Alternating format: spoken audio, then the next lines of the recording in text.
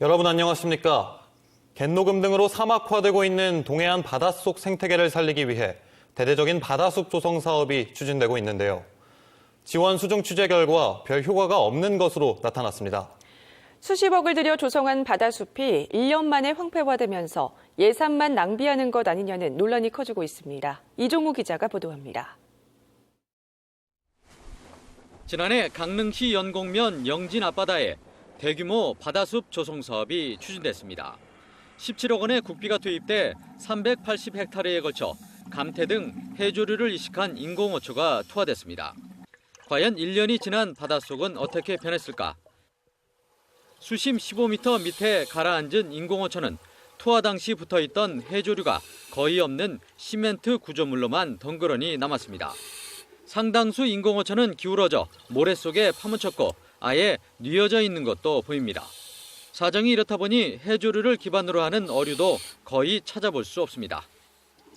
주변 지형보다 어초 있는 곳들은 약 50에서 60cm 정도 침하되어 있고요. 그 위에 모래 먼지들이 많이 쌓여 있기 때문에 해조류들이 서로 자라지 않고 있습니다. 또 바다숲 조성 사업 현장 인근에는 잠재건설 등 연안 정비 사업이 진행돼 모래먼지가 쓸려오면서 바닷속 환경이 더욱 악화되고 있습니다. 사업 시행자인 수산자원관리공단은 바다숲 조성 후 올해부터 사후 관리를 시작했고 해조류가 떨어져 나간 인공어초는 극히 일부라고 해명했습니다. 그렇게 되면 저희가 조성 관리를 하기 때문에 다시 감태를 보식을 하거든요. 수중에.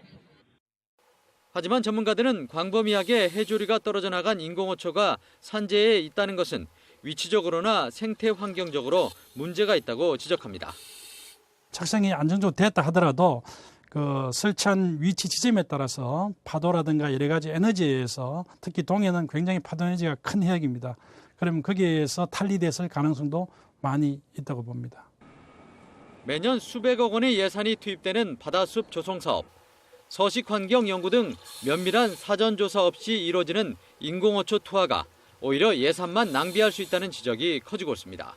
지원 뉴스 이종우입니다.